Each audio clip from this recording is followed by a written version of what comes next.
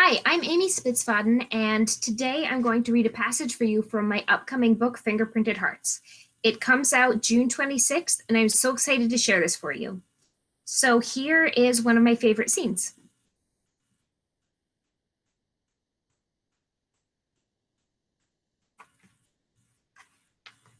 It's not exciting if we know who's going to win, Penny pointed out. She had Fawn's oldest Afghan spread over her legs, her feet poked out, covered by pink terry cloth slippers. That's why we're only watching the last episode. Fawn set a steaming bowl of popcorn on the coffee table. I just need an idea of what she's like. I couldn't get any kind of read on her at the store. Fawn stole a corner of the Afghan from Penny and picked up the remote.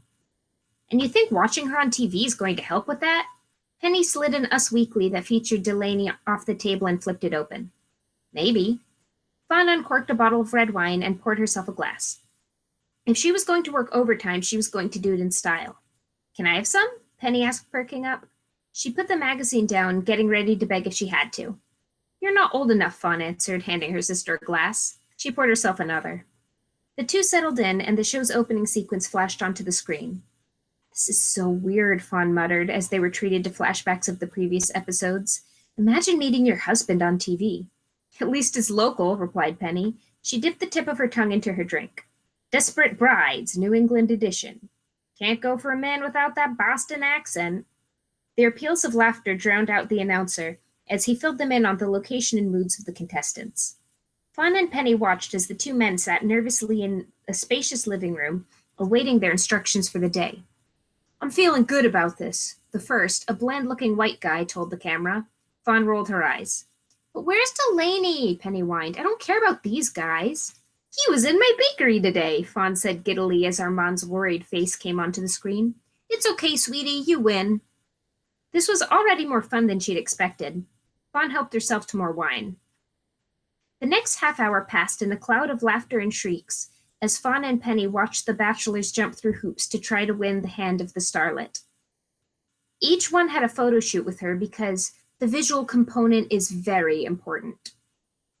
How does she know the phrase visual component? Penny asked.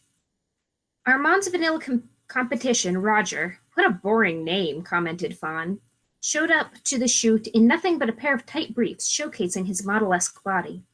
Armand went a more classic route and wore black slacks and a white linen shirt, which he left open and flowing.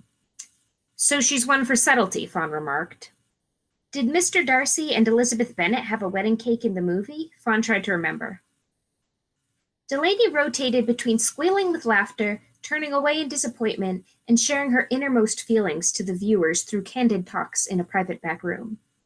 I'm a romantic, she informed them. Penny gagged. I'm lost, said Fawn finally, grabbing the remote and hitting pause. Roger was staring at a tearful Delaney with remorse, a black terry cloth robe covering his scandalous photo shoot getup. Why isn't he the man she thought he was? He's being too competitive, Penny explained. She reached to take the remote from Fawn, but Fawn yanked it away. Penny? Yeah? Jamie's engaged. For a moment there was nothing. Then Penny's face contorted. He what? That's not fair. That's not fair. Is he engaged to that homewrecker? Fawn shook her head, flinching at the word. The evening's wine weighed on her body. She didn't like to think there was a woman in the world who had wrecked her home. I don't know her. I've never heard of her before. She seems... Fawn struggled to come up with something to describe Jamie's fiancé.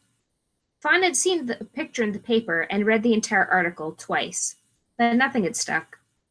I have no idea what she's like. I thought he wasn't up for marriage.